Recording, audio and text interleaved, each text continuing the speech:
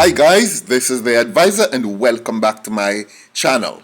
Now, in the aftermath of the results of the election in the United States, in which there is a clear winner, it is now a time for reflection.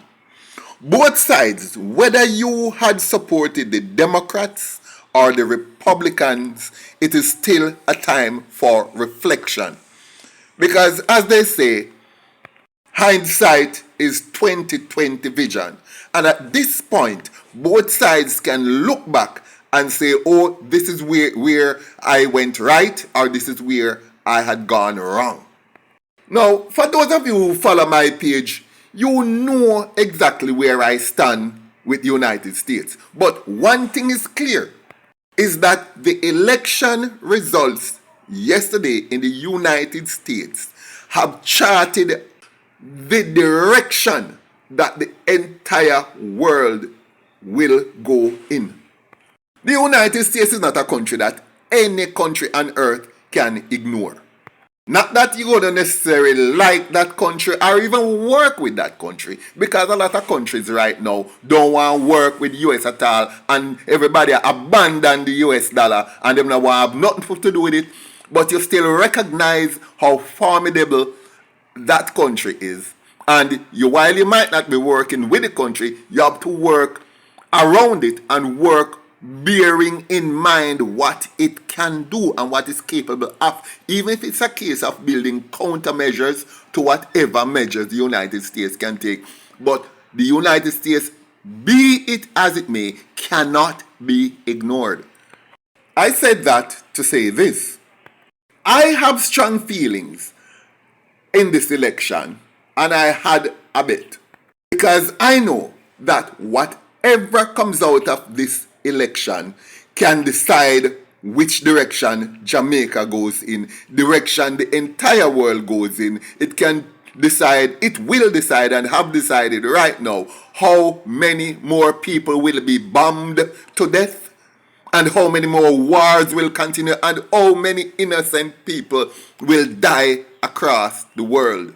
Or should I say, die violently with the bombs and guns and ammunition that the United States deliver all over the world for that specific purpose. But the first thing I'm going to do now, I'm going to run off some people off of my channel.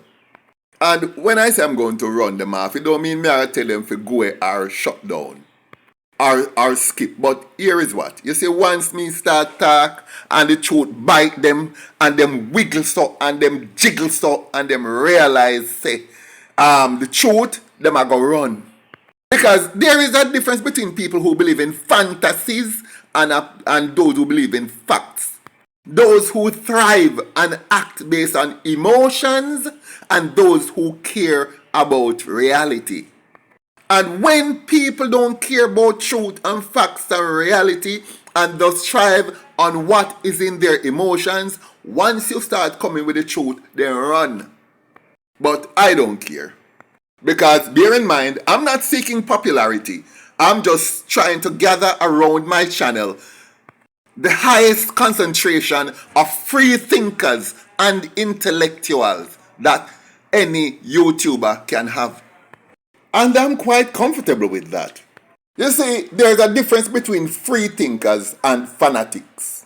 Fanatics do not care about facts, they don't care about truth, they don't care about logic, they don't care about rational, they don't care about evidence, they don't reason. All that matters to them is who they love or who they hate. And they arrive at conclusions and take positions based just on who they love and who they hate, but for no factual reasons. Anyway guys, before I do the post-mortem on the election as promised and tell you where each side went right and where each side went wrong, or which side went right and which side went wrong, and why, I'm going to sing a little song. Because you know, say me well talented, me done pass Rising Star stage and soon gonna pan device and make Tess and Ching look like so she never had tried. And by the time the few seconds when I go sing that song, yeah, all of the fanatics will already been gone. Not because of my lovely voice, but because the truth I got make them squirm and wiggle and jiggle and them I go run. Now listen to this. You pick him up, you lick him down, him bounce right back. What a hard man for dead. Hard man for dead. You pick him up, you lick him down, him bounce right back. What a hard man for dead. Them say that cat got a 9 life, but this man got 99 life. Because you pick him up, you lick him down, him bounce right back. What a hard man for dead. Alright, so now that tell you know what my position is. Now, let's do a quick post-mortem. Now, let's look at Trump's message. His concern was crime. Crime was too high. He needed a secure border. And he said, I need to secure the border. I need to fix the economy. We need to stop exporting our jobs. Unemployment is too high. We've got to bring it down. And to do all of that, we need to learn to do business with those that we don't like or who don't like us. And guess what? Over half of America feels strongly about the things that Donald Trump feels strongly about. He might not be a perfect messenger, but his message resonated with the electorate. Now, in relation to this last point, Donald Trump is not a politician. He's a businessman. This is a man who knows how to do business and make money. This man wants to do business with all the countries that are hostile to the United States. He wants to do business with Vietnam, with Cambodia, with Laos, Russia, China, Mongolia, etc., etc., etc. And as you all would know, you cannot do business in the midst of hostility. Only peace can lead to prosperity. Therefore, Donald Trump would have done everything he could to stop the war because that is the only way he could keep America prosperous, by trading with the countries that he feels are hostile. And I do hostile in quote and close quotation. Therefore, it is clear, based on that logic, that Donald Trump would be the best president to ensure world peace. He's a businessman who wants to do business with the world. Now, let's look at Kamala's message. Well, she said, let's open the country to transgenders. We have got to protect the rights of little boys who are underage but feel that they are the wrong gender and want to cut off their scrotum and their penises and turn themselves into girls. They must be protected. Men should be able to go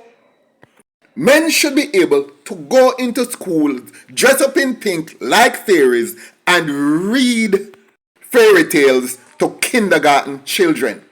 Men should be able to identify as girls and enter female basketball, football, baseball team, all sports anyway, and it's alright.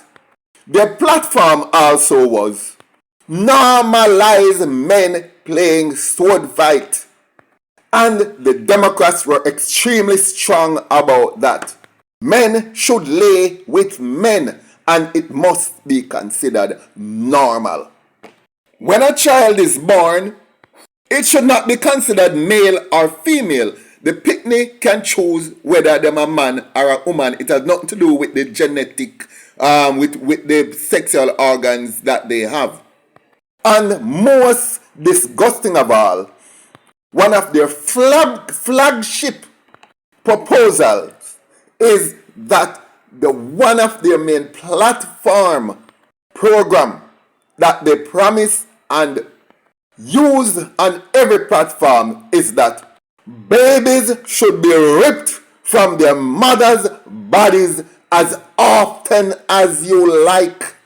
All unborn babies must be murdered or should be murdered on a whim.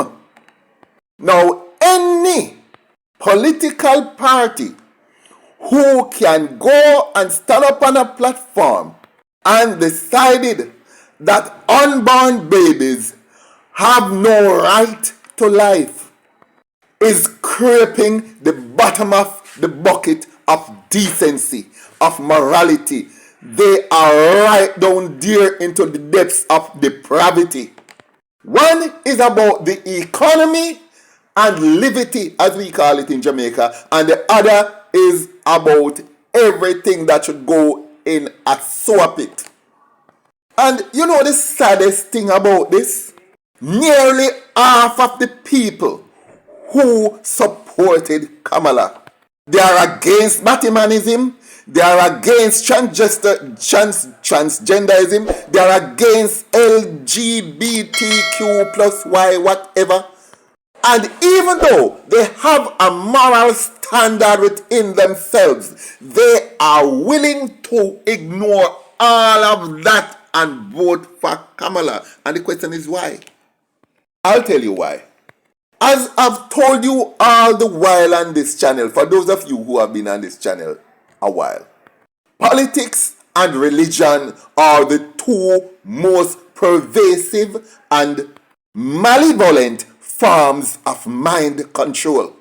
And when politics or religion enters people's minds, logic, rational, common sense, reason, evidence, reality no longer exists. The Democrats say, hate Donald Trump, and that's it. Hate Donald Trump. So they're just like a group of zombies, I should say robots.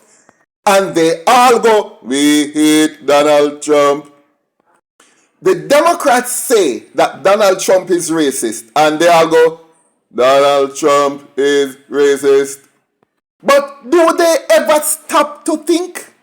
No, they don't stop to think. You know why? Fanatics do not think. Fanatics can't, remember, fanatics reach the conclusion before they find out any facts. And that only happens in religion and politics. Whether you're a political fanatic or a religious fanatic, you don't care about truth, you don't care about facts, you don't care about evidence, you don't reason things out. Sometimes reality is just a distant concept for such people. But as for Kamala, when you think it did done, no, it not done. When them bring out all of that depravity on their platform, the next thing they do is to try to mud up Donald Trump. He is a dictator. He is a Nazi. He is a convicted felon. He told lies to a bank. I mean, we could go on and on and on. So these were two clear and distinctly different messages to the electorate.